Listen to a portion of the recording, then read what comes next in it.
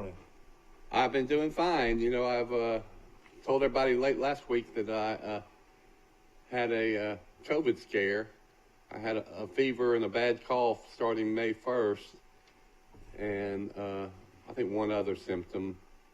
And I got a test, and it came back negative. I've still got a little lingering cough, but other than that, we're doing fine.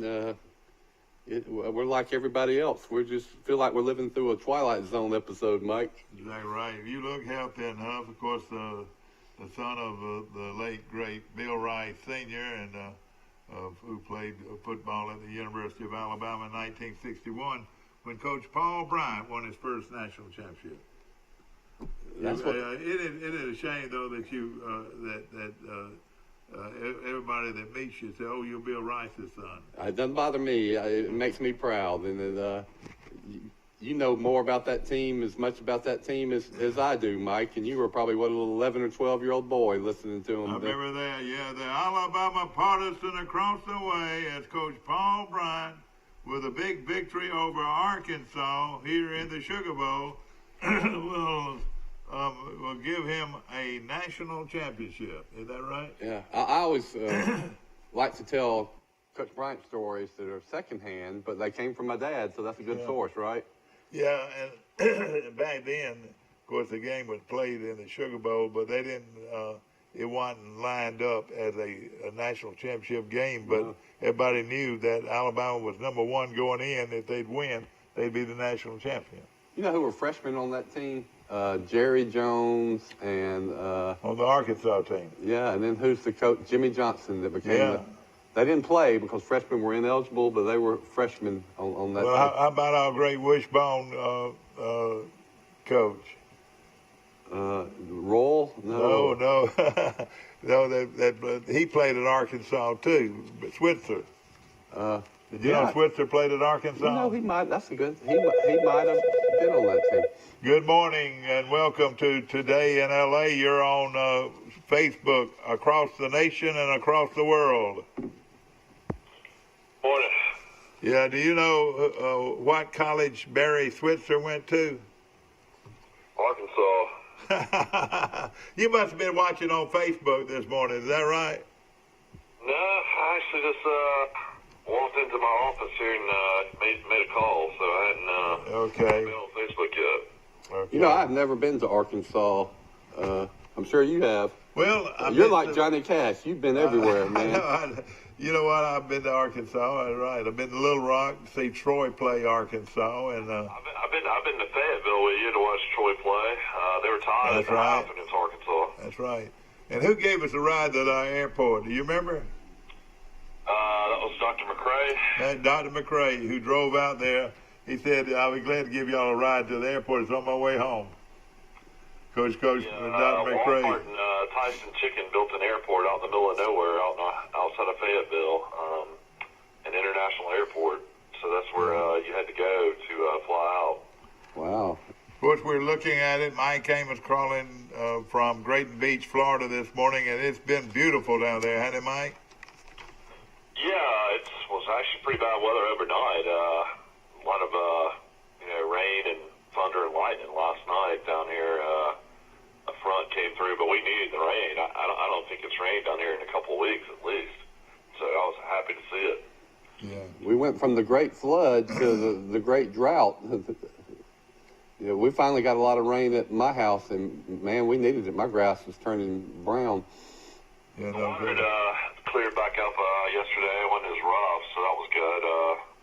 I know, earlier in the week it was, double red flags and 7, 8 foot waves. So that kind of came out of nowhere because the water had been so pretty down here. Well, we had a sporting event of spectacular. I wouldn't call it a spectacular event, but NASCAR had an event yesterday. Tell us how it worked. I guess they raced at Darlington. I'll be honest. I think I watched a little bit of the pre-event of it, but I think Kevin Harvick won. I'm not sure, but yeah, Kevin. I was watching the golf. They had a skins match between McElroy and McElroy and Dustin Johnson went against Ricky Fowler and Wolf, who played at Oklahoma State. So I watched really pretty much that the whole time. Who won it? Do you know? McElroy. Oh, that's right. Yeah. Won it late, but Fowler made about 7 birdies. He played really well. Yeah. Of course, in the auto race, Kevin Harvick won in a Ford. So Ford wins the first match of the NASCAR series, and finishing second was Chevrolet with Alex Baldwin driving. Kurt Busch in a Chevrolet was third, and Chase Elliott was in fourth.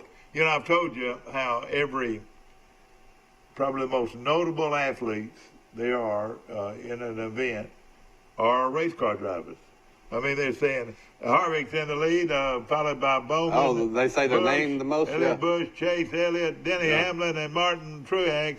And then around the corner is Tyler Reddick, Eric Jones, and John Hunter. I've never heard of them before.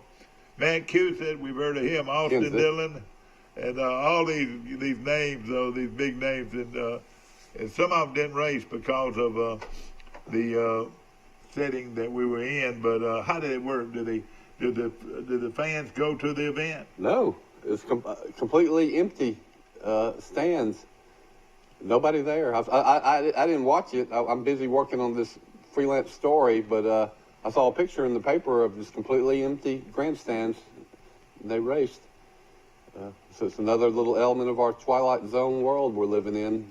Yeah, I mean, next week you'll have Mickelson playing with Tom Brady, and then you'll have Tiger and Peyton Manning going against them. That's going to be a lot of fun. Is that going to be on Saturday, or what would that be on? Is that a one-day event? Yeah, it's a one-day event. Saturday or Sunday, I believe. Yeah. It's going to be, they're going to play at the Mellis course, which is Tiger Woods' course. That'll be a lot of fun. They played in West Palm Beach at the Seminole Cup course, I think that's what it was called. Let me try out my theory with you two guys in the audience. I've maintained that if Peyton Manning ran for president, maybe as an independent like Perot did, that he would have a very good chance of winning. He'd get more votes than Biden, I think. Well, he would win the state of Tennessee easily.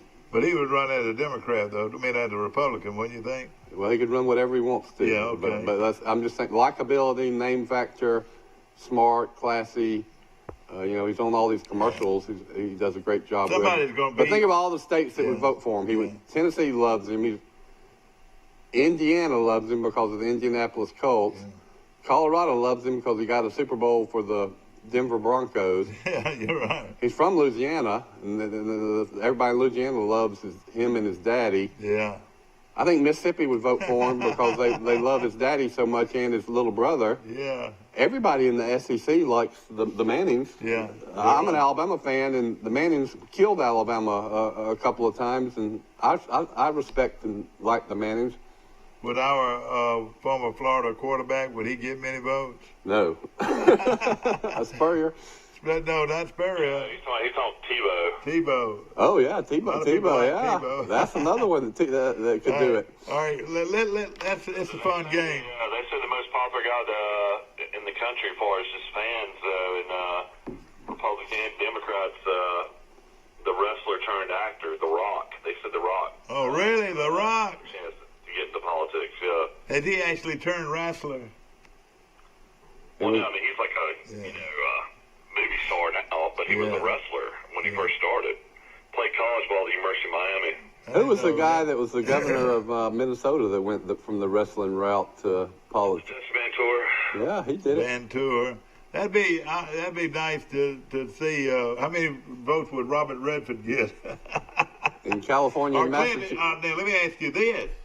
All right, I'm gonna tell you right now.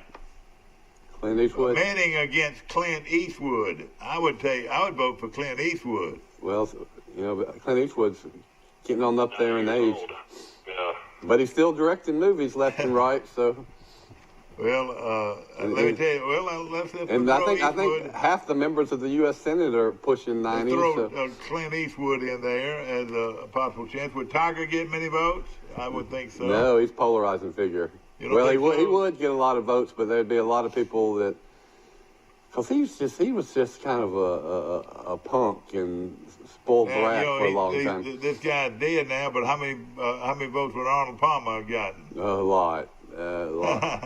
What about Jack Nicklaus? Jack Nicklaus, yeah. But he's not as popular as Arnold Palmer. This tickles me now. How many votes would get Archie? How many would Archie get? I think Archie'd get more than Peyton, maybe. What do you think? No, but Archie Peyton Manning is so well known for his commercials, and he's really good. He's a great actor. Yeah. And he endorses about 7 companies, so he's...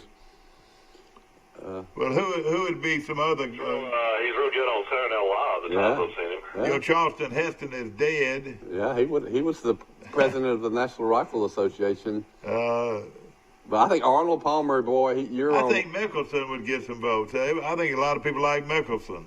Coach, you know... You either like Mickelson or you like Tiger, so I mean, that kind of, you know... At one time, people speculated that Coach Bryant might retire from football and get into politics, and you know George Wallace Would worried Saban about get that. any votes at all? Would he get any votes? Yes, he would win in a landslide. You ever think that we'd see a day where Tommy Tuberville's probably going to be a senator in Alabama? I mean, nobody could have told you that was going to ever happen. Oh, yeah. Again.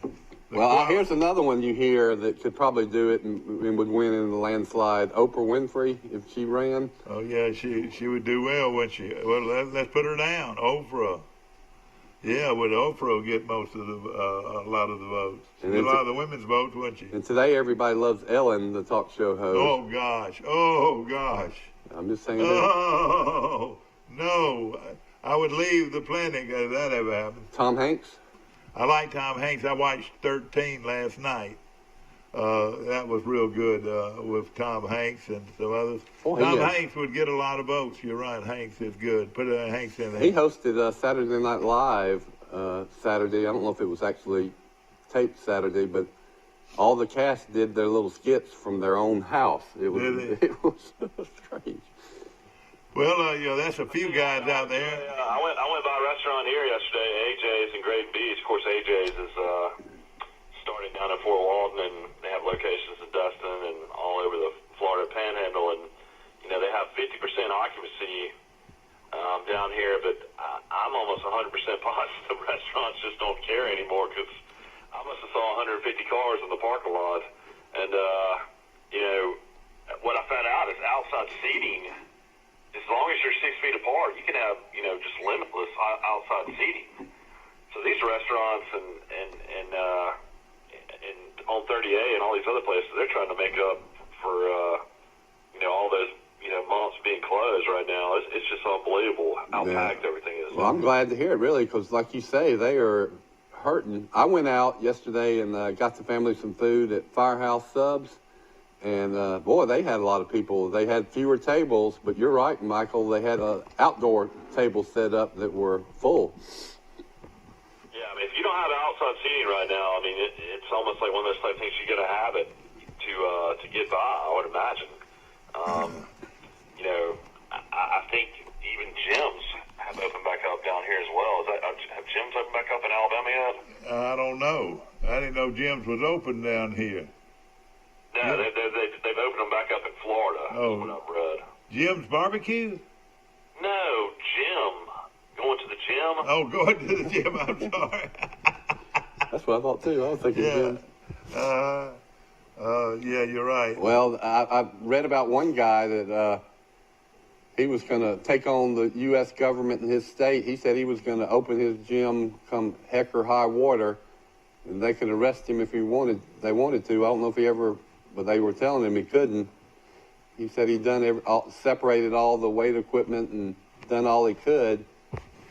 But yeah, gyms are another business that is really suffered. Yeah. You know, what if you drove a taxi cab from the airport? I heard from my nephew this weekend, and he was telling me very little traffic at airports. Yep.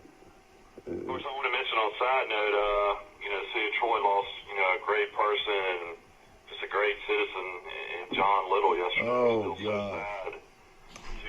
A great man, John Little. To hear that You know news, John I mean, Yes, I'm Mr. Little, shocked. I mean, throughout my life was probably one of the nicest people I've ever met. I mean, any anytime I'd run into him, it would always, be, hey, how are you doing? A conversation would start. I mean, just so sad to hear that news. My prayers and thoughts go out to Brittany and Alethea.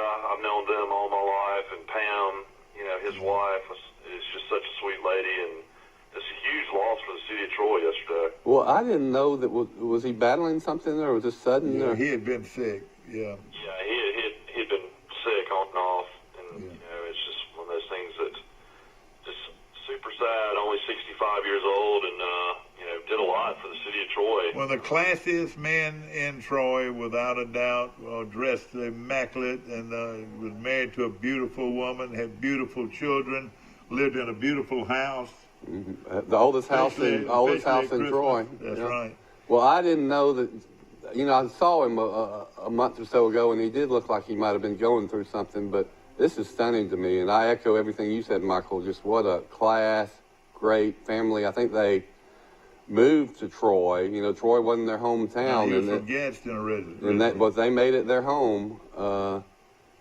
I'm just shocked and so sad to hear that news. And of course, I mean, I know when they first moved here, he was involved in the Charles Thurston Child Health Center, and then of course he was one of the originals that started Sarah, I believe. Yeah, that's right. He was president, CEO. Yeah, of he was Sarah. the top man at South Alabama Rural Health Association, and it really grew under his leadership. Yeah, no question about it. He was a lot of fun to talk to. Him and Pam are really into music. Always went to concerts, and it was kind of fun. They were into kind of some of the same bands and that I was in. Of course, his daughter Brittany married my childhood best friend Richard Calhoun, and I was able to go over and hang out with them at their house, and they actually came down to my wedding, down here, when I got married at the beach here about 5.5 years ago. So it's still sad to think that when I go to Troy, I won't bump into him somewhere at a restaurant or somewhere throughout town. Oh, yeah. When you look for the sharpest man in the building, he was the sharpest man in the building. I mean, he's a classy guy, looked classy, married a classy lady, and had classy children, and just a wonderful, wonderful person, John Little. We've lost him. Yeah, we have lost him. We'll always remember him, though, I promise you. A great one. And they have, I don't know how many grandchildren they have. It must probably a lot. And, well, I tell you. They have 5 grandchildren. Yeah. And I tell you. I remember, you're right about the concerts and the music. I was living in Montgomery, and Carrie and I went to a concert at the Performing Arts Center, and we're sitting at the outside bar dining facility right before the concert, right there at the big hotel, and there were John and Pam going to the concert. Yeah, no question about it. And I saw them at the same event several times, and they were big into the arts and just great citizens of our community. And Pam, our love and affection goes out to you and your family, and of course his brother. And they came out of the Gadsden area, and wonderful people. And we're going to miss John Little, and our prayers and thoughts go with the family. We're going to take a short break here this morning. We'll be right back. At the Piggly Wiggly, we proudly support our local farmers and bring you the best they have to offer, all at cost plus 10%. When you shop local, you reinvest in your community. Remember, buy local, shop local. Piggly Wiggly, local since forever. A personal touch, a high level of trust. Whether it's checking and savings accounts, personal or business loans, or our local friendly service. That's what Troy Bank and Trust customers expect. But now we offer more. Free identity theft protection for our new and existing customers, protecting your family's time, money, and good name from identity theft. Because protecting your identity is now a big part of our identity. Have a know-how. Trojan Auto Parts of Troy, home of Napa Know-How. Stop by and see owners Mike and Melissa Kilcrease and their Napa Know-How team with over 100 years of combined experience. We're the only locally owned parts store in Pike County, and we're fully stocked and ready to serve you. We pride ourselves on being your go-to parts store, not only for the simple items, but we specialize in those hard-to-find items as well. Trojan Auto Parts, the right part at the right price at the right time. Napa, a name you've trusted here in Troy since 1945.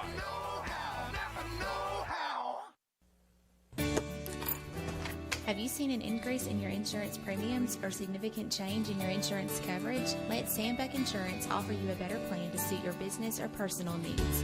Sandbeck Insurance offers many lines of insurance, whether it's home, farm, or auto insurance, work comp, business, or health and life policies. Sandbeck is here for you. Call or visit our Troy, Enterprise, or Andalusia office today. Sandbeck Insurance, where we take pride in taking care of your insurance needs. We're back. Back to our show, brought to you by A1 Services located here in Troy. And of course, if you right now the Terry don't know which way to go, the heating part or the cold part. And of course, air conditioning season is with us.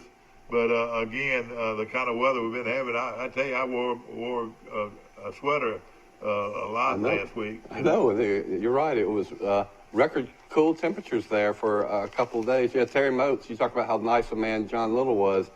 Terry Moats is a super nice guy, yeah, too. No question about it. And if he tells you something, you can believe it, too. He's helped me out many times. He is the man when it comes to heating and air conditioning. And you're going to need him this week. It looks like it's going to be 84, 80, and then you're going to have 82, but then it's going to be 87, 87, 89, 89, 89 in Troy.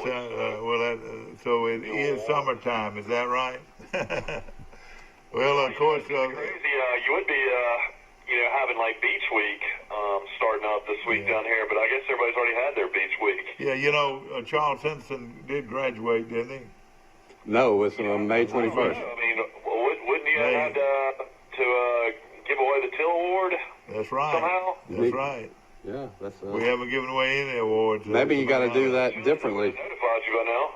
Yeah, I'm sure, and if they did, we'll sure answer. Apparently, there's a Mike Amos Award now that was given by Camille Amos last year. So apparently, somebody gets something for you every year now, Charles Anderson. Yeah. Well, I heard that the Alan Jones and Vicky family has created a scholarship in memory of their son, and Sam, and they presented it at the high school principal's office. Griff McCary was the boy, and the lady for Athlete of the Year, and the lady was the star of the girls' basketball team that won the state championship, the daughter of the coach. Jones. Yeah, Jones. Nora Jones. Good choice. So wasn't that great of the Jones family to remember Sam that way, and what two great selections they had for the first scholarship. I was wondering if they were going to have an honors day or anything like that. You would think they're still going to do it somehow, with Zoom or, FaceTime or something. I mean, I assume they're going to have some kind of graduation now, aren't they? Yeah. At the stadium. Have everybody 6 feet apart at the stadium or what? I don't know how they'll do it, but they're going to do it at the stadium. I would think that would be the way to go. Well, why do families have to stay 6 feet apart? I mean, they're not staying 6 feet apart at their house. I was looking this week at the virus, and Greenville. The numbers have gone out a lot nationally the last 3 or 4 days. I've been keeping up with them. It's really, really, good trend going on right now. Greenville, though, has run into a little bit of a problem over in Butler County. They now have 258 cases, and a lot of those cases came out of one nursing home over there. And we talked about the other day, the mayor of Greenville and his wife both have come down with the virus. Oh, really? And hopefully they'll be okay. But it was surprising to me. Now, this was dated. We'll have something, I'm sure, later on this morning. But the weekend, May 16th, I was looking at some of these numbers, and Montgomery has sort of taken off. Montgomery now has 787 cases in Montgomery, And then, of course, Mobile, I think, leads the state. Mobile County had 1,653. And, of course, that's an area where there's people coming in from Louisiana and Mississippi and Florida and Alabama, galore. Want to look at a couple of other ones. Jefferson County showed 1,258. So Mobile leads by quite a number. What's Shelby County? Shelby County, which is right there in Birmingham area, they're 391. I tell you, a lot of the North Alabama counties like Limestone with 64, Lauderdale with 110, Lawrence County has only 29. The lowest county as far as numbers go, I'm going to say is Perry County. Perry County, well, actually, Monroe County has 18. Perry County has 20, and Fayette County, Mike, has only 9 cases. But now a lot of this could be they just haven't tested. That's good. I've been around a lot of people from Fayette next door at the house lately. Well, I tell you, that was Tuscaloosa has 331. Tallapoosa County, now that surprises me a little bit, 351. What's Pike County right now? Pike County, yeah, that's as of this past weekend, 105 in Pike County. That's cases. Deaths in Pike County? I haven't seen that yet. So the population in Pike County is about 32,000. I might be off a little bit. You're close. So that's about 1 in 3,000 people is what have contracted the virus. All right, let's see, Mike. We're going to put you on hold here, and you're going to catch this line. Good morning. You're on Today in L.A. How you doing? Well, I guess you're back from the beach. Yeah, I rode by the Yellow House, and I couldn't tell whether anybody was there or not. My brother was there last week. Was he big, tall, 6'6" guy? Yeah, he and his wife and I know him. both of his children. He's a fraternity brother of mine, Warren. Warren. Yeah. He's not 6'6", though. No, I was being facetious. He's tall. He's 6'5". God. Let's bring Mike back in. Hold on a minute, Will. You know how to do this better than I do now with Rice. You feel that so well. Let's go right here. Line. There we go. We got both of them in now. Is that right? Yes. Mike? Will? Yes, sir. Have you been by the donut shop today? Oh, no. He's back home. Oh, yeah, that's right. You're back in Ozark or Dothan? I'm actually at my office already. Okay, well, good. You're getting active this morning. Is that right? Yes. Dale County has 57 people in Dale County have tested positive. Yeah. Crenshaw County has 53. And just look at a few more. And Covington County has 59. We're just looking at some of these numbers this morning. Will Matthews, our attorney from Ozark, You did Brundage. a lot of research. I mean, when are they going to be able to pinpoint exactly when this came to the United States? I mean, some people are saying November, some people are saying December. Some people still claim just January. I mean, surely this was here. Well, I'll give you. Going to football games and sporting events for several months while this was already here. I'll give you my scoop. I don't think it got here till March. Well, let me tell you what I got. No, it was I here want y'all before. to hear this.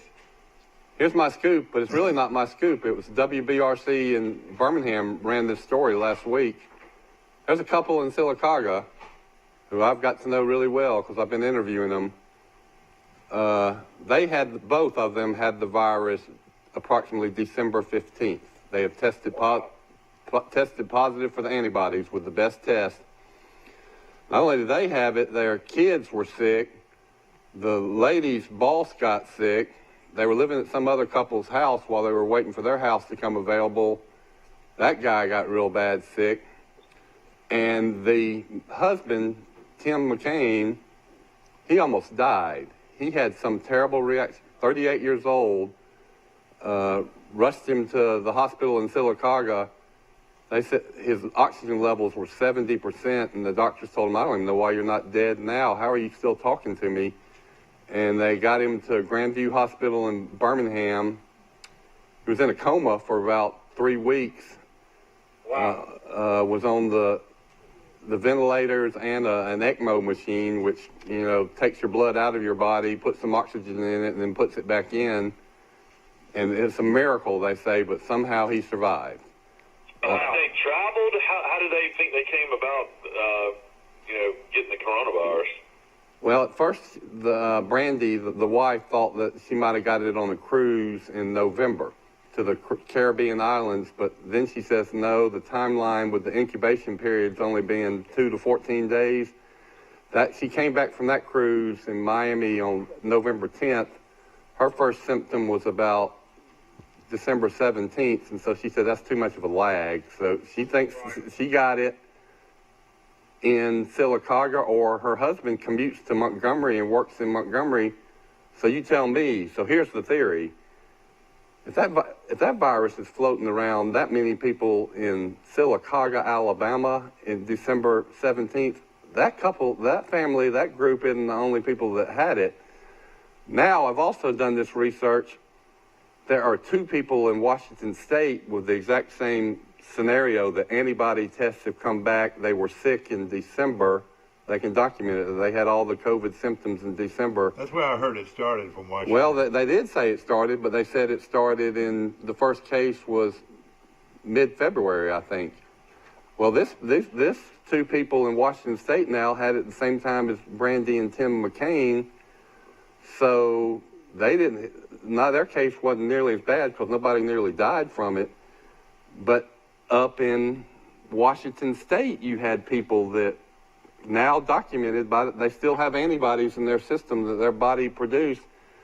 So then now you start thinking, and then you're hearing reports all over America, including Troy, from just tons of people that say, I had symptoms in December or January that are exactly like COVID.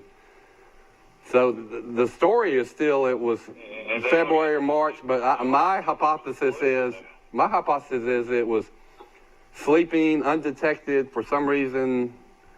But in the conclusion I entertain from this is that we might have had the peak in February. We're on the backside of this thing. If it was spreading through the country, starting in December, some people say November is when it might have been. So I hope to have a story written and published. I don't know which national publication it will be in the next day or two. That Seattle story was big news, the front page, top of the Seattle Times, but that story is the exact same as mine. Now, WBRC did a little 1.5-minute report on this couple.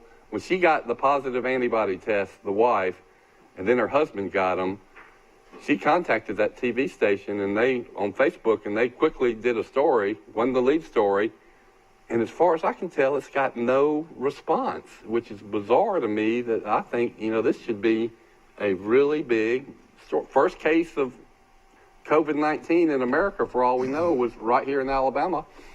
Yeah. And no reaction. Everybody was getting Make sure that me and you all those are results 6 feet apart.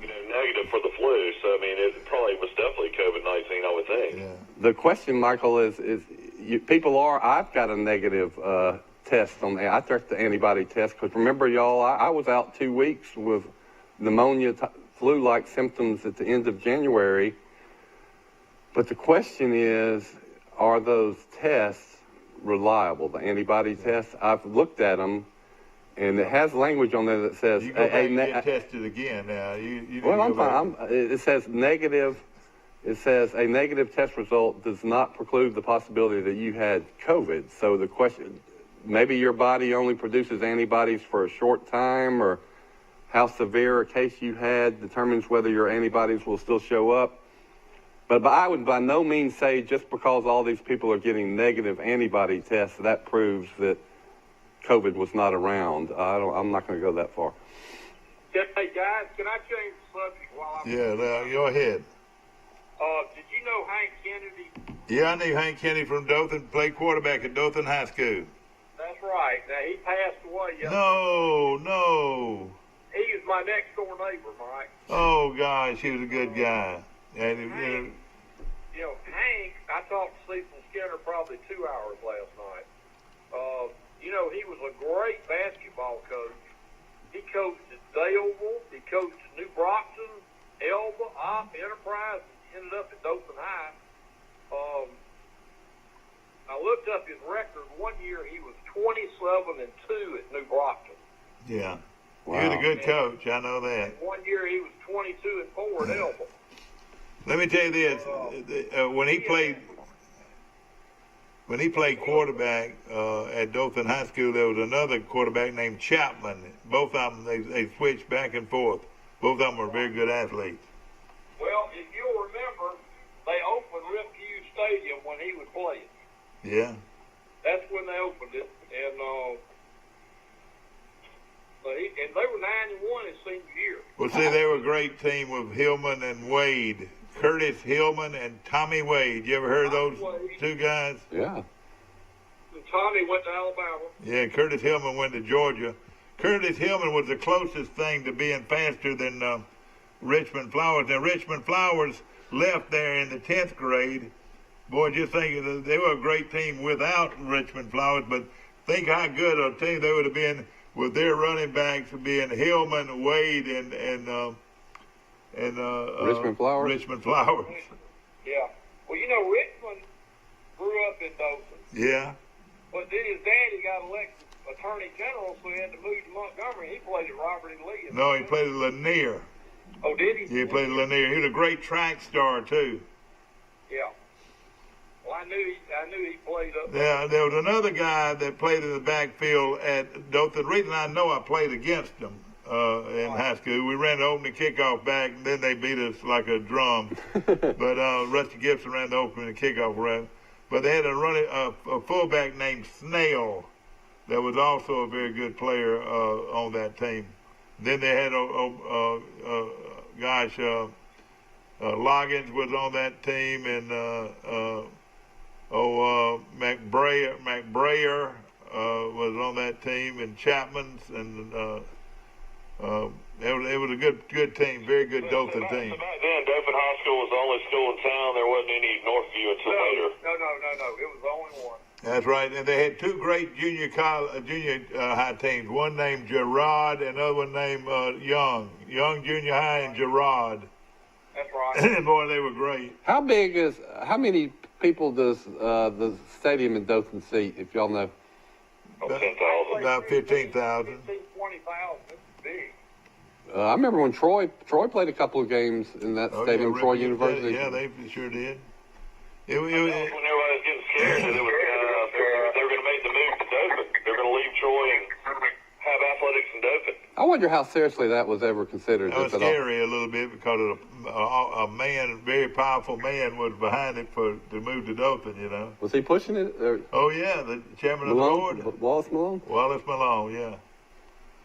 Well, what I'm saying, the thought came to mind that Dothan was a bigger town, and they already had a university there, a branch there. They could have made a move if they wanted to, and could have done it. Mike, the Troy branch of Dothan is really nice. But thank goodness for George Wallace, and thank goodness for Ralph Adams. Well, you see in the University of Alabama system, you have, UAB, State Board of Trustees, Alabama Huntsville, they all have athletics. I wonder if you'll ever see athletics at Troy Montgomery or Troy Dothan one day. I wouldn't doubt it. Now, and also there was a move during that time to change the name of Troy, Instead of being Troy, there was some other names that came out, that some people were for. And some Alabama Southern and East Alabama University, it was names like that. That's right. And at one time, there was also talk of Troy joining the University of Alabama system. Yeah. Did you ever hear that? Well, I've heard that. I've definitely heard that. And then, of course, there was also a move to, what do they call it, International University. Because of We've been like a Florida International International. We'd been Alabama International. Yeah, something like Alabama International. So it was just names were thrown out. Thank goodness that we stayed Troy, because it's been wonderful for Troy to be. I think they got it right. recognized. And then Troy's name has changed 3 or 4 times. Oh yeah. And they finally dropped the state, and it just became Troy, just like Auburn and Clemson. Yeah. And I think the college town is the same as the town name, and I just love Troy is such a famous, illustrious name. Well, let me ask this: if Auburn didn't have football, would many people know where Auburn was? No. There's an Auburn, Washington too. And New York. Auburn, New York. What did y'all think about Tallulah Tumbabaloa is going to play for Mike Loxley? He's going to Maryland. That kind of surprised me. I thought he would have been closer to his parents. Going to Maryland, huh? Yeah, I thought he was going to do that Florida thing too. That was shocking. As long as they've got airplanes, they won't hurt the family base there at all. Loxley did a great job at Alabama. Of course, he started, on fire at Maryland last year, and then they became one of the worst teams in the country. I think he finished 3-9. Yeah, but I think Tallulah is going to be a good college quarterback, though, from watching him in high school so much. It's still hard. It's still hard to believe that Maryland, is not in the ACC. They're actually in the Big Ten.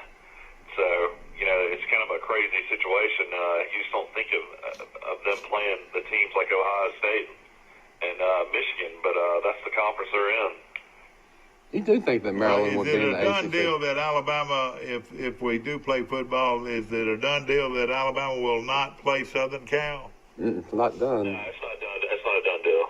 Okay, and the first game of the year. They're playing football. You're going to have guys report to campus here in 2 weeks. You think so? Yeah. Okay, August the 29th. Came out and said the NCAA doesn't even control this. The states do. Yeah. Don't you think the state of Alabama is going to say that these guys can come back? I don't know. Hopefully they will play football, but at the same time, not make sure this virus is I've heard controlled a little bit. that Alabama Athletic Department would lose $100 million if they didn't have football. Might be more than that. Yesterday I read that they don't have baseball this year, or at least fans in the stands, that the New York Yankees would lose $384 million just in 1 year. $384. It comes down to television, Dad. Television controls all this. I know it. Contracts with CBS and ESPN are, $40 to $50 million. ESPN controls college football, I guarantee you.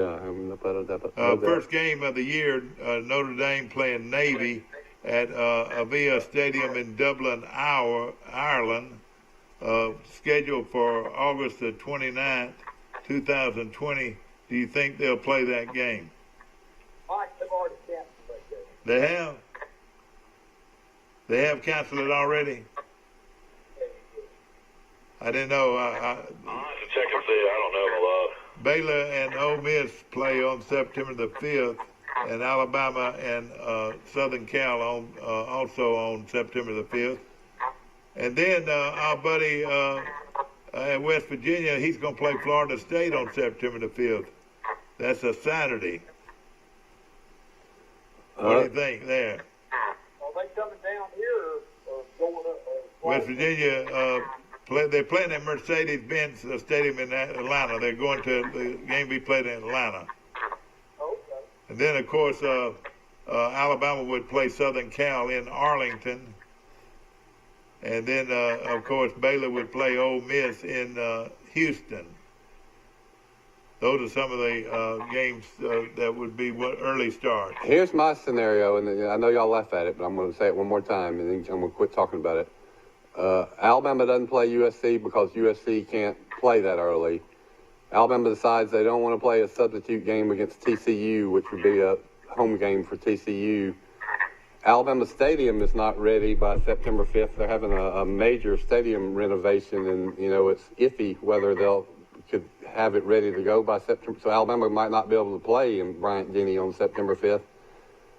Alabama comes to Troy and plays the Troy University Trojans. They split the tickets. They give Alabama 15,000 tickets, so 15,000 Alabama fans can watch the Tide in this beautiful stadium and beautiful setting.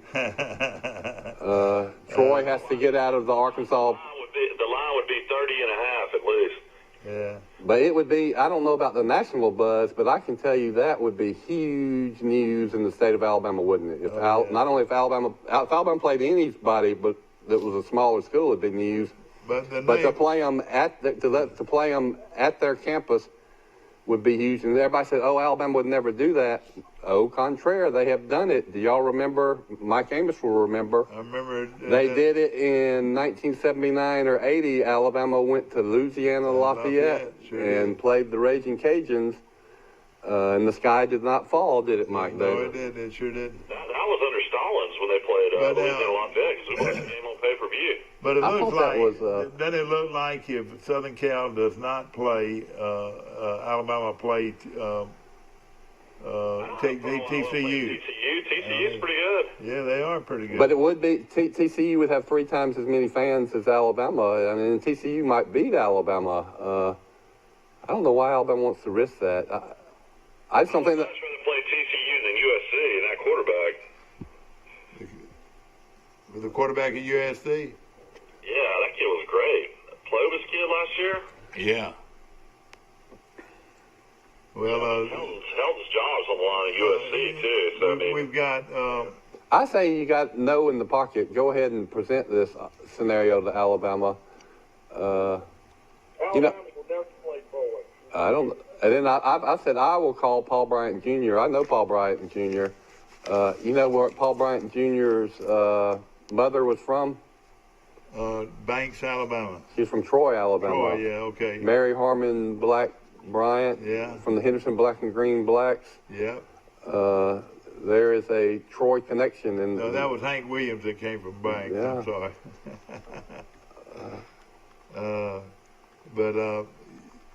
I think at some point Alabama's got to start playing the state schools. Auburn is doing it already. They would never, if they played them, they got to do it to sell tickets in this economy and get fannies in the seats. I could see they're playing these teams at Bryant Denny where there's 10,000 empty seats right now. That's not going. They're going to have to do something. I could see that one day there's a possibility of Alabama playing Troy, a possibility, but they never would play them in Troy. They would never play them in Troy because of the Mobile market, and they're never going to play UAB because that's the same system. Yeah. Right, I agree with that. They only play UAB in basketball. Well, there's bad animosity between UAB and Alabama, but so let's take them out of the equation. But UAB and Troy, and like you say, that Alabama could come to. It would be great for recruiting in the Wiregrass to have Alabama in Troy or even in Mobile. Alabama used to play games in Mobile and Montgomery and. But yeah. I mean, when UAB moves to that 55,000 seat stadium in downtown, I mean, they're gonna skyrocket. Yeah. I mean, Clark's a great coach. I mean, they'll at least be in like the American Conference. They'll be in like the biggest conference you can be in. That's not Power 5. Johnny Williams says. Johnny Williams has got a game coming the 28th of August. It's a 1AA game. But the city of Montgomery might have the first game, actual football game, if this goes through. I don't know the two teams that they're playing, but their hosts will be Montgomery. What is Will saying? Have they started building the stadium in Birmingham? Oh yeah, they started that several months ago. And somebody told me the stadium's almost built in Mobile and says it's going to be beautiful. Are they playing this year in it? The stadium's already built on South Alabama's campus. Yeah, they're ready to go. Oh yeah, I'd like to ride down there. I might ride down there one day this week just to look at it. Can't be prettier than Troy's. It's only going to hold about 26,000. I wonder why are they so small thinkers? Yeah, that's true. See, if they play 40, I could. They got the population to support it. Yeah, I mean, I think 2630 is great for Troy, but Mobile was their huge population base. You would have thought they might have gone bigger. Yeah, with Troy's like around 31,000 with the new expansion. I think that's more than enough for Troy. I don't see us ever getting bigger than that. You know, if a team like Alabama came to Troy and it's sold out that's going to be a great atmosphere and environment. It would be raucous. You can play like Duke. You could go play a basketball game at Duke Arena. It's a fantastic, unforgettable atmosphere, but Cameron Arena doesn't seat, but what about 10 or 11,000 people? Not even that much. I want to say 9. 10,000. Yeah. Well, let me say this. Troy has. I've been to that arena before. It's extremely small. Yeah. What do you think about Troy and Army? The cadets of Army against the Troy Trojans. 4-game series. They say that West Point's the most beautiful campus maybe in the country. They say it's unbelievable off the Hudson River. Yeah. I can't find. I know we play them in 24, 23, and 24. I'm going. Yeah, we play them in 2022, and then in 2023, it's at Army at West Point. I've already talked to some buddies about wanting to try to make that trip. Yeah. My good friend Scott Rainey and classmate, he went to West Point, and he's told me about just how beautiful it is. You know who Scott Rainey was? The class of 87 at West Point. You know who was in the class of 86? It was a class ahead of him. I know Scott had to know him. Pompeo, that is the Secretary of State of the United States, was a classmate of Scott Rainey. Yeah. Ladies and gentlemen. Hey guys, I found your answer on Duke's basketball stadium, Cameron Indoor Stadium. It seats 9,291. That's right. Yeah, I've been in that facility. It was built in 1940.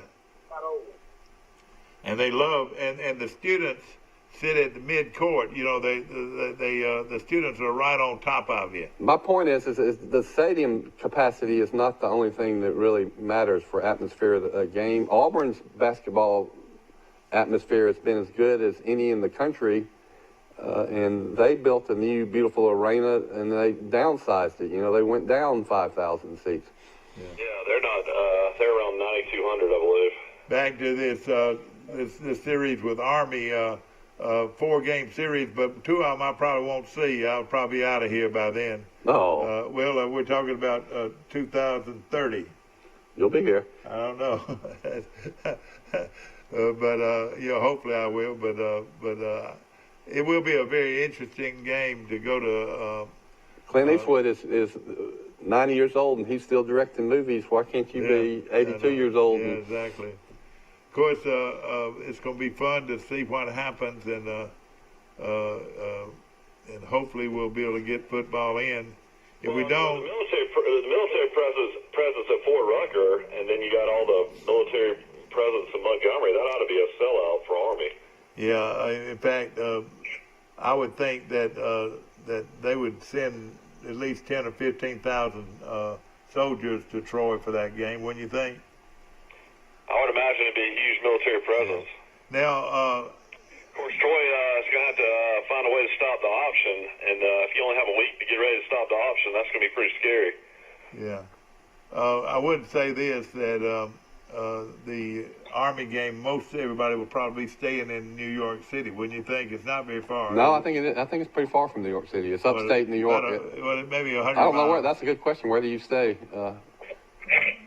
I would think to have a great trip, if everything's cleaned up by then, to go and stay in New York City and then drive up that Saturday morning or afternoon or wherever. I would hope everything would be good to go by 2023.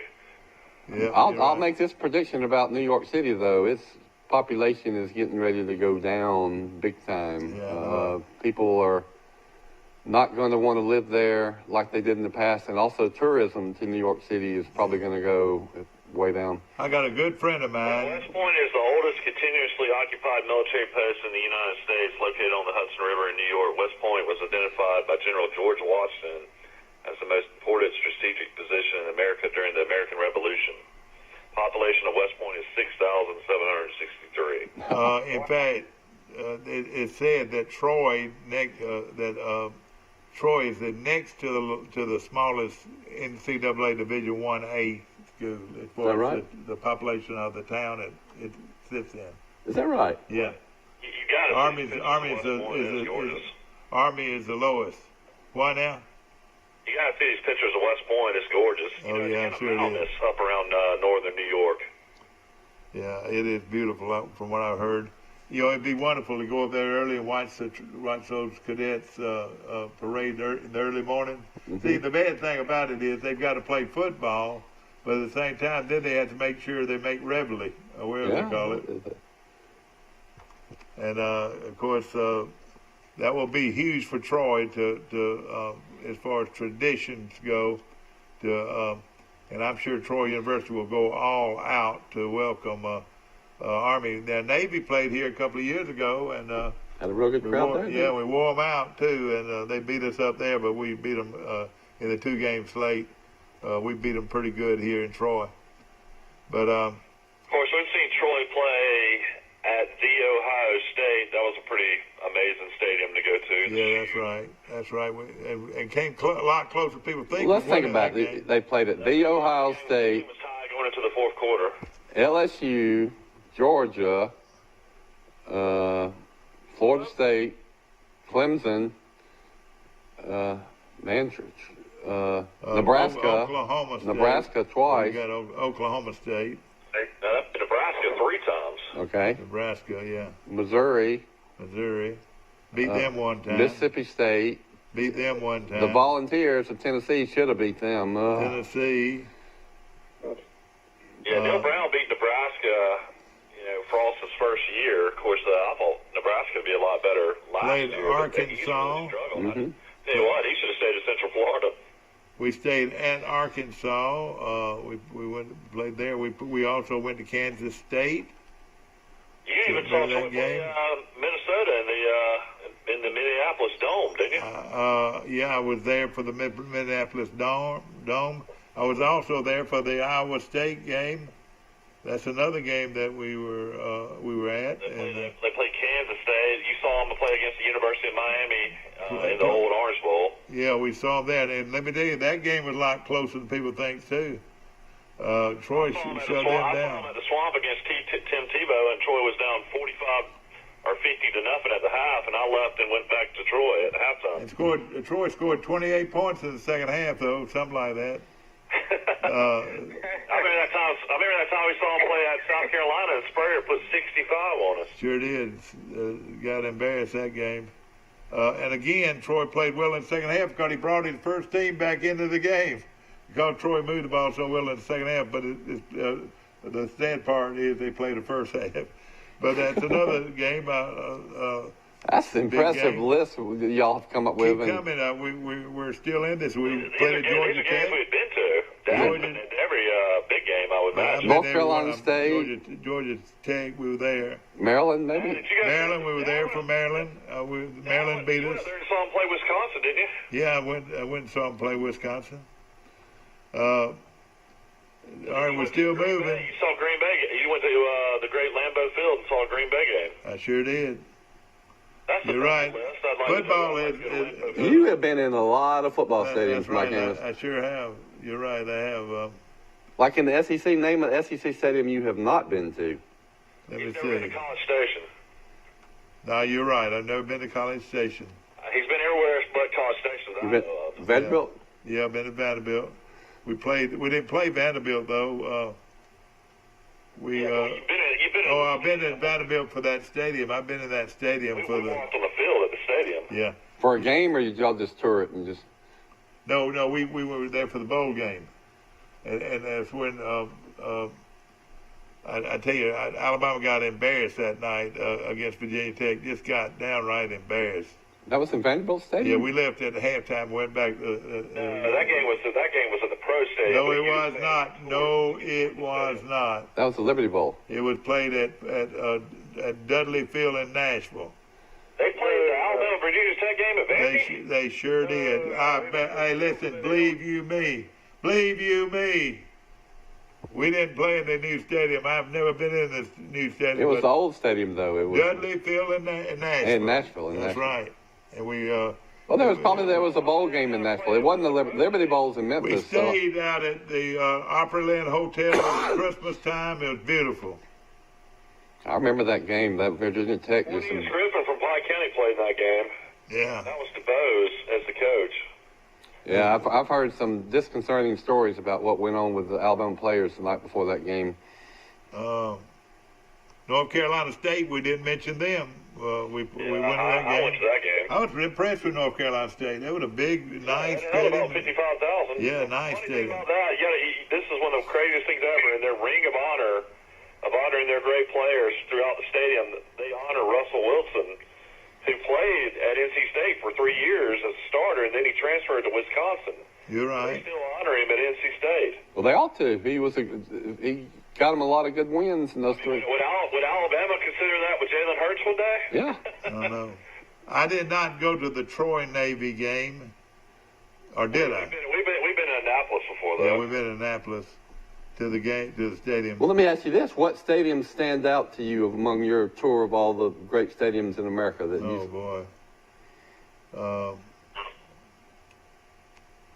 It would. What about? That's hard to say. Georgia's got a big, beautiful stadium. Florida State Stadium's not near as impressive. I've been impressed with Athens. Athens, Georgia. It was nice. The university is amazing. And they have a huge indoor facility there too, attached to it. But of course, there's been some great stadiums out there, and people didn't realize. The Swamp's a pretty cool stadium. I bet Nebraska in their the way they love their team. I did not have them mentioned. Nebraska has real classy fans, don't they? Nebraska gave Troy a standing ovation at the end of that game when Troy was a 58-point underdog. Their first game ever in Division I, and Nebraska beat them 42-14. And Troy scored the first touchdown of the game, and the scoreboard read Troy 7, Nebraska nothing. That was memorable. Yeah. I remember that. But I tell you something I remember is that they have a tradition of big, fine hot dogs before the game. 10 o'clock in the morning, everybody eating the hot dogs. They've had like 1 million consecutive sellouts in Lincoln, Nebraska. Yeah. Their stadium is really similar to like an old Legion Field. That's what Nebraska reminded me of. Now, the Shoe when we went to an Ohio State game, that's a really cool old stadium. It holds over 100,000 people. That was probably one of my favorite venues to go to a football game. Everyone I've talked to that's been to a lot of stadiums says that the mother of all stadiums is the Rose Bowl. Yeah, I've heard that too. It's the best playing field in college football. The atmosphere, the scenery around it, and the fact it's sunk down into the ground. But they say it lives up to its reputation. We did go to a Northern Illinois Troy game, and that was a rainy day in Northern California. You remember that? Yeah, that was in San Jose State's football stadium that was so old it still had wooden bleachers. Yeah, that's right. Hey, Bill, have you ever been to the Rose Bowl and watched the game there? No, my brother Rush has, but I haven't. Well, let me tell you something. It's the biggest dump I've ever been to. down in the hole, and everything down in the hole, isn't it? I went when Alabama went undefeated. We beat Texas in the national championship game. Mm-hmm. My daughter was playing in the band, and I went out there. The seats were so close together. It was just bleachers. It wasn't, whatever. You could not get a Coke. You had to go outside the stadium to get a Coke or a hot dog or anything to eat. It was crazy. But you had to walk down to your seats and then up to go out of your stadium. Isn't that right? I was up high, though. I was up, 40, 50 rows up. That's kind of the impression I had, that the stadium itself isn't that impressive, but it's just the scenery beyond the stadium that's so far away from the field. Hey, Mike, I'll tell you another one we forgot was Idaho. Yeah, I didn't make that trip. I made that trip, and that was a beautiful place. Yeah, they played indoors there. I felt like to kill myself trying to carry something down to my seat. A bag of spuds. But you know what they did at that game is something that was very unusual. They let all the fans out at halftime. They let all the fans out at halftime, and Troy would put it on pretty good. A lot of them never went back, but it was so cold. Everybody had big fires going, and so most of them left at halftime to go out and enjoy tailgating. Oh, I like that. Very quaint area. I've been to several games in the Superdome, but I always thought the Georgia Dome before they tore it down was one of the best. I did too. Hey, Mike. It was always a great seat anywhere you sat there. You're exactly right.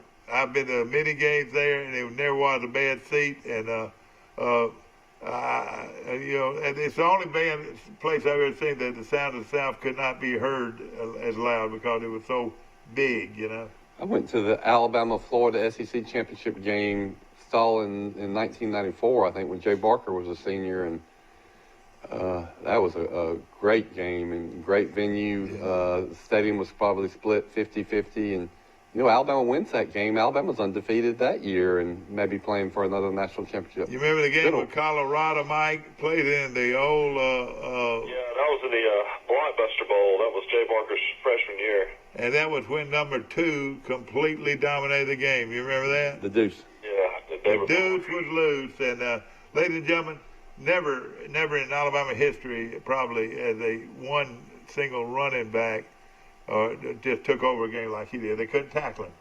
He was just so elusive, Yeah, he was amazing. Alabama won the national championship the next year. Yeah.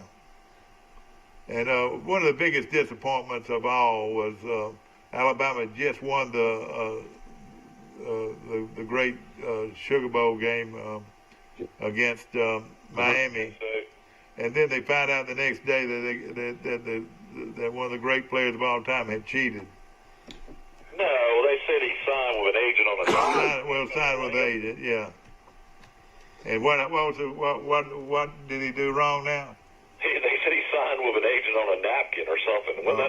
Napkin. That's the story. And then celebrating the NCAA today, that Alabama never would have gone on probation. The NCAA lets people get away with just anything now. They threw the book at Alabama. Alabama ends up on the cover of Sports Illustrated with the headline "Busted."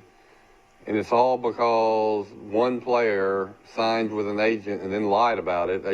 Alabama asked him, and when they found it, did you do this? And he said, no, I didn't. But it wasn't the coaches paying Antonio Langham or some boosters. It was a disreputable sports agent. But ladies and gentlemen, we saw Antonio Langham. It is intercepted by Antonio Langham. It's to the 40, the 30, the 20, the 10. Touchdown, Alabama. Alabama wins the first ever Southeastern Conference championship. Yeah, game. Alabama does not win a national championship without Antonio Langham. And of course they won the conference championship. You remember that dreary day? Boy, that was an ugly day. It felt like it was going to snow. In Birmingham, yeah. Do you know who threw the interception for Florida? Shane Matthews. My cousin. You mean Shane Matthews is your cousin? Shane Matthews. No, he's not my cousin. It's like Condoleezza Rice is my cousin. Will, did you watch any of the golf yesterday? Those guys are pretty rusty. I taped it. I've seen about half of it. I'm going to watch the other half tonight. Dustin Johnson couldn't make a putt to save his life. Now, Ricky Fowler was putting all over the place. Boy, I got into some movie watching this weekend, y'all. I'm on what is it called? Dad's discovered Netflix and it's gone crazy. Well, I tell you what, I saw some good movies. I watched one of them. I thought I was going to, I think it had 10 episodes. And that was called Versailles. This coming that was going to be Tiger and Peyton Manning against Brady and Mickelson. That'll be a good one. So they say they're doing this for charity, but surely they're getting a little cut themselves, right? The key, not a penny, really. Not a penny, no. Not a the key to this match. Like an endorsement fee? No. Yeah. If they are, they're donating it. So it's all charity. Well, Tiger and Phil had this match last year or something before, and they got paid. Oh yeah, Mickelson won $9 million. Yeah. Phil Mickelson is always interested in. He's an entrepreneur too. Well, okay, they're not getting paid, but I thought for sure they would. Yeah. No, they're not getting. Not on this, they're not getting paid. I saw a great documentary this weekend with that really it was when Brady was recruited the draft. Brady wasn't even. He was picked 199th out of all those guys. All of those brain thrust guys could not visualize how good he was going to be. And Stidham all looked sick. Jared Stidham might be the next Brady. He was right here in our state. and nobody really talked about him after his senior year. But who picked him up? The New England Patriots, and he's going to be the starting quarterback for the Patriots next year. You saw Brady live in college, Dad. You were at the SEC. I know, and I was at that game. Yeah. When Alabama lost to Michigan in double overtime, Flugner. He was called the comeback kid. He came back against Alabama. They were down at one time 14-0. Michigan was, and we were at that game. I remember so well. We paid $100 a ticket to get in the game, and when we got to the stadium, they were giving away tickets. Yeah. Those bowl games are there. All you got to do is go to the game, and you can find tickets. Yeah, that's right. Don't buy them in because there's so many people that buy them just to help the cause. That's why they do. You can find tickets to any game if you're willing to pay. Yeah. In fact, there was you're right. You would have had to pay for the Alabama LSU game last year a lot. Yeah. Will, what did you and my buddy talk about last night for 2 hours? We were just reminiscing. Well, I tell you what, he's a great guy. I've known him a long time, and he was a lot of fun to talk to. Lisa's 82 years old. He got me into wearing watch bands, different colored watch bands. Yeah, I've got probably 100 watch bands at home, and he's the one that got me into that. Right. Well, I got to go, guys. It's good talking to you. All right, we'll take care, my friend. Go Trojans. Will Matthews, and we're going to take a short break. We'll be right back.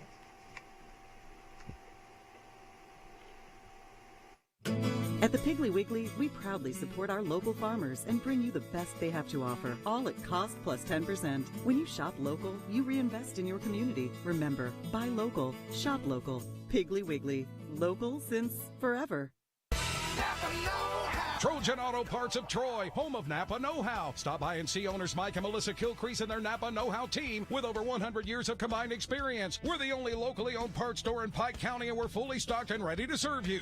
We pride ourselves on being your go-to parts store, not only for the simple items, but we specialize in those hard-to-find items as well. Trojan Auto Parts, the right part at the right price at the right time. Napa, a name you've trusted here in Troy since 1945.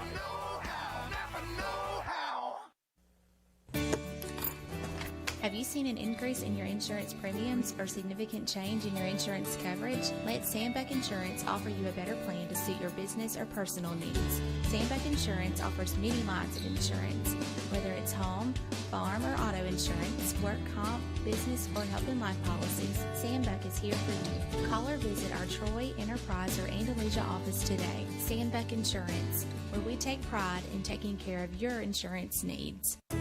A personal touch. A high level of trust. Whether it's checking and savings accounts, personal or business loans, or our local friendly service. That's what Troy Bank and Trust customers expect. But now we offer more. Free identity theft protection for our new and existing customers, protecting your family's time, money, and good name from identity theft. Because protecting your identity is now a big part of our identity. At the Piggly Wiggly, we proudly support our local farmers and bring you the best they have to offer, all at cost plus 10%. When you shop local, you reinvest in your community. Remember, buy local, shop local. Piggly Wiggly, local since forever. With Golf Magazine.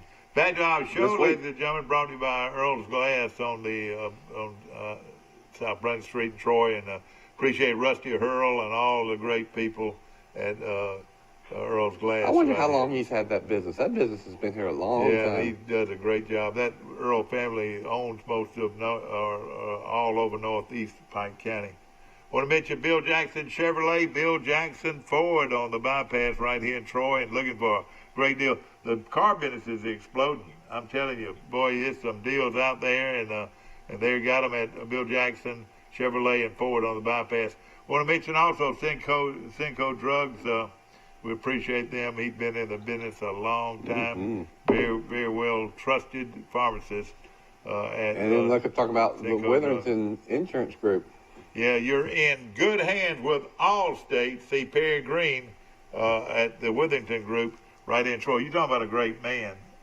Johnny Witherington's a great man. Yeah, I've known him ever since he was knee-high to grass. We played together in football. He was a year younger than me, but I'm gonna tell you, they didn't get much hard nosed than him, and he's lived his life that way. He's a very disciplined guy that has really. I think he gets to work about 4:35 in the morning. And he's a godly man. He has done so much. You put him in a.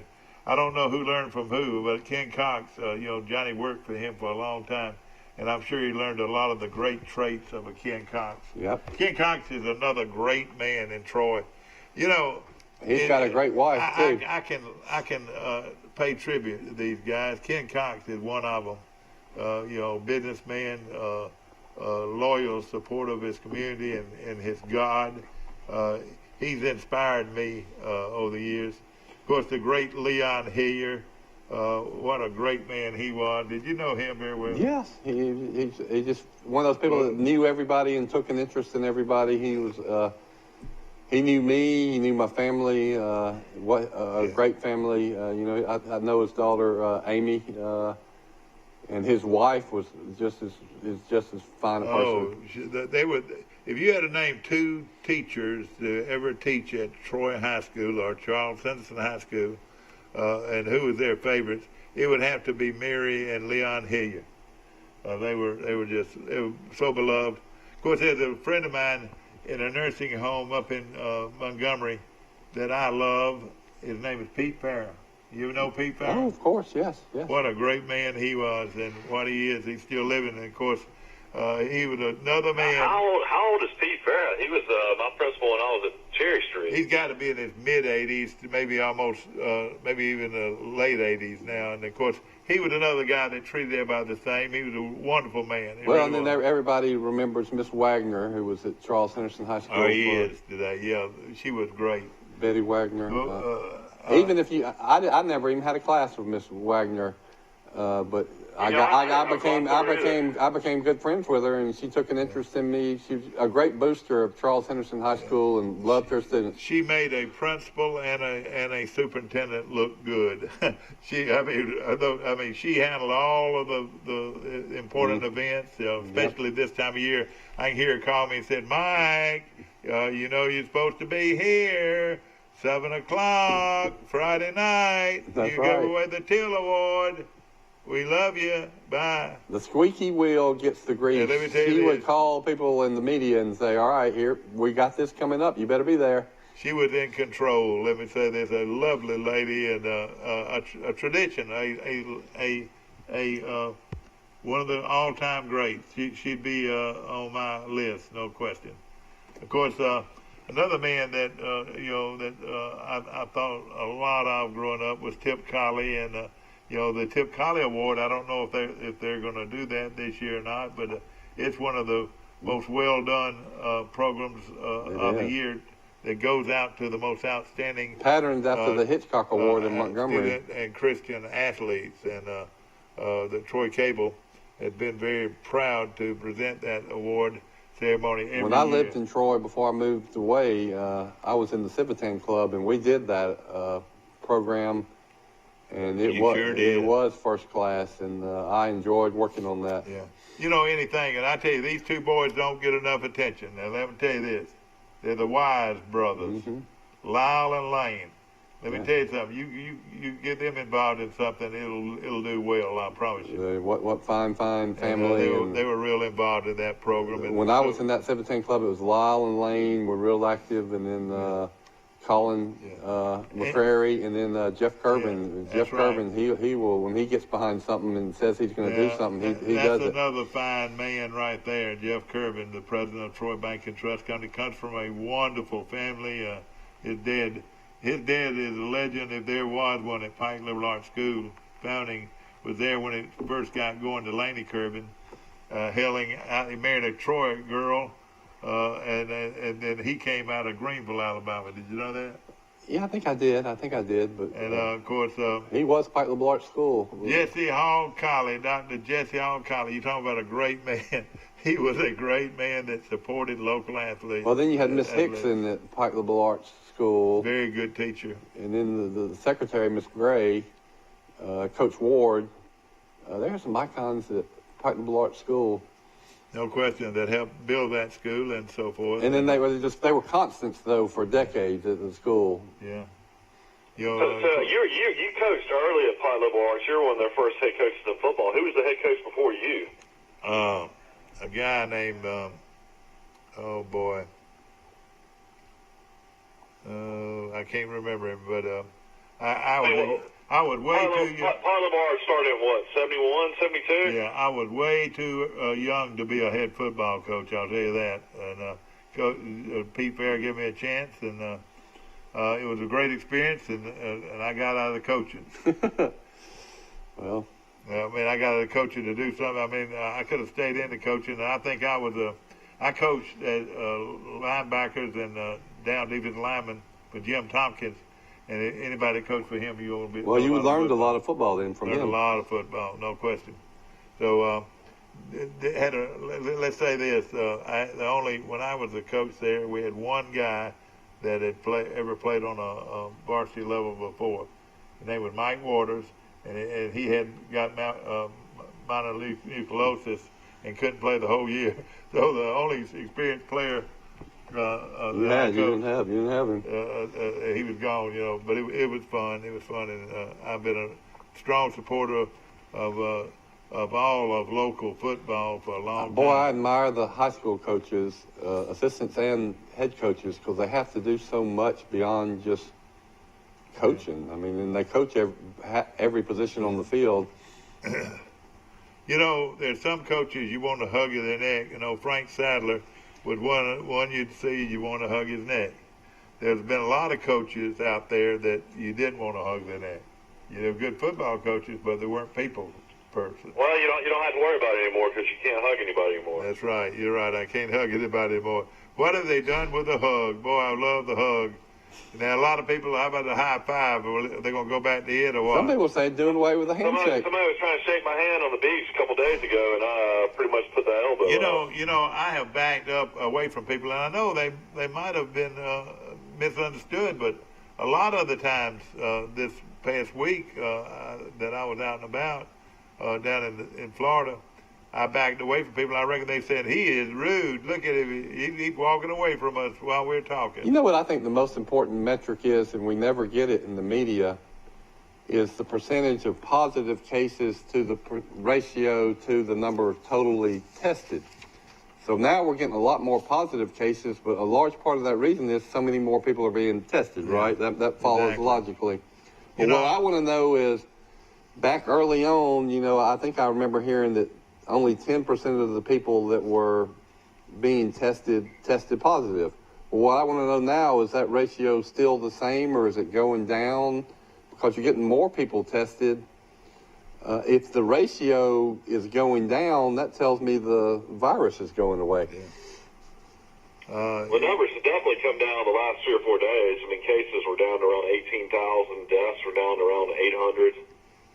So it's looking like it's getting a lot better. You know, it's one of those things where I was listening to the Florida governor, and he had a press conference on Friday, and he said 90% of the cases right now are just in the prison systems and nursing homes. Yeah.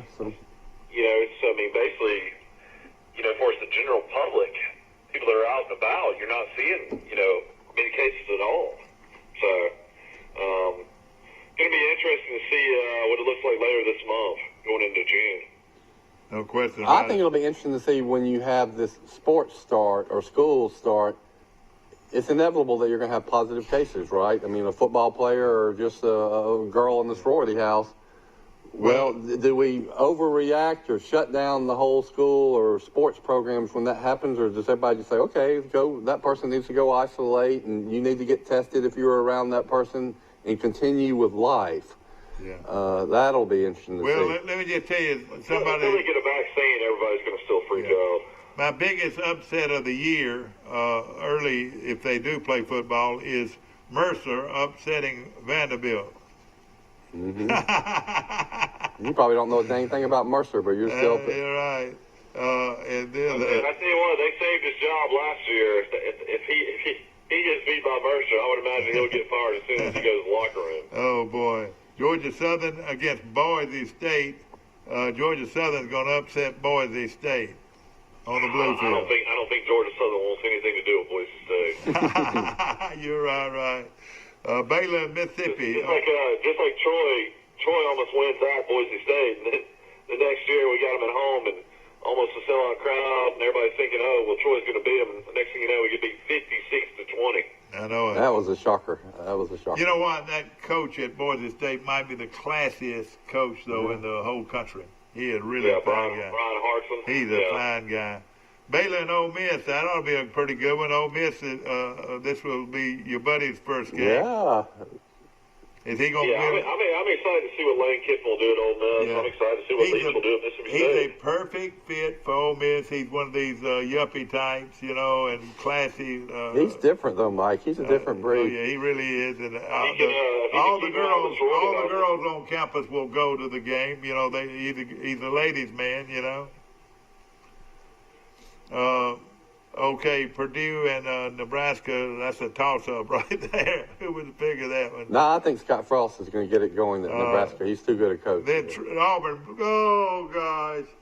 Auburn Tigers, they open up with Alcorn State. Boy, how many people going to buy tickets for that game? Why couldn't Auburn schedule Troy University? I know it. They could have easily played. It'd be a hard sellout if they would have done it. And Troy's playing Arkansas, not Arkansas, Little Rock, but Pine Bluff. Pine Bluff. They're from the same league, aren't they? Yeah, they're about from the same league. That's that Southern Conference. SWAC Conference. But can you believe that Auburn played Alcorn? They could have easily played Troy. Troy's playing. They could have easely played Troy if they'd wanted I think that Jacksonville University game scared Auburn. I don't know. It's something that everybody said that it would probably hurt whoever hurt Auburn's feelings if they got beat by Troy, but. That might be the reason. Is there's a possibility there, and a coach could lose his job, and if Jacksonville State had a punter that could kick it more than 25 yards, they would have beat Auburn. Yeah, that game went to overtime. Jacksonville State had to work hard to lose that game, or give Auburn credit. They kept fighting and came back and won it, but Jacksonville State really should have won that game. Middle Tennessee and Duke, that's sort of a toss-up there. Coastal Carolina. Middle Tennessee's program's kind of fallen off. They were really pretty good program 4 or 5 years ago. Coastal Carolina playing at South Carolina. Coastal might be getting better. You never can tell. I don't know. Muschamp better win. How does this look nationally? This game right here looks nationally on September the 5th. The Air Force, flying, what are their nicknames? Squadron? Not the Squadron, but the Air Force. They're playing Duquesne. They're playing Duquesne. I didn't even know Duquesne had a football team. Air Force is the Falcons. Yeah. The Falcons are playing Duquesne. Yeah, I thought they were just a basketball program, too. All of these games like that. They probably were just basketball, and they've just recently started football. Cal Poly playing Louisiana Monroe. Liberty playing Virginia Tech. What are you looking at, games to start the season? I'm going to show you an upset here, too. Remember I said it. Liberty is going to upset Virginia Tech. ACU playing Texas A&M. Who's ACU? Do y'all know? Abilene Christian playing Texas A&M. They might upset them. Abilene Christian is pretty good. Abilene Christian came to Troy and beat Blakeney one of his last years. Sure it is. Michigan and Washington, that's a pretty big game to start the season on September the 5th. Michigan, and then Chattanooga playing Western Kentucky. Let me ask y'all this. Do you think we're going to have the preseason football magazines this year, like Lindy's and Athlon's and? Oh yeah. And they would be coming out pretty soon. They make so much money. There's so much interest right now in sports. I think they'd sell to the roof. Oh yeah, I do too. But they normally, they get so much of their content from spring training, and there wasn't these spring trainings, and then they probably couldn't sell advertising like they normally do. I just wonder. Speaking about advertising, we're going off the air. I want to mention our good friends at Premier Dodge, Chrysler, Jeep, and Ram trucks on the bypass. They've got huge sales going on. I mean, the biggest sales in their history are going on right now at Premier Dodge, Chrysler, Jeep on the bypass in Troy, and Ram trucks in Troy. We appreciate all of our sponsors. Bill Rice, we appreciate you, my friend. And we're going to be here till Wednesday, and then we're heading south again. then you'll have to stay tuned to the Bill Rice Show. Is that right? And see if I can work the phone system. You do a pretty good job. Mike Amos, thank you for Hey, being on. Forrest Lee got us on the phone the other day. He did pretty good. Sure did. Forrest Forrest Lee. I'll get Forrest the co-host. I feel. Yeah, hey, Forrest, life's just like a bunch of chocolates, Forrest.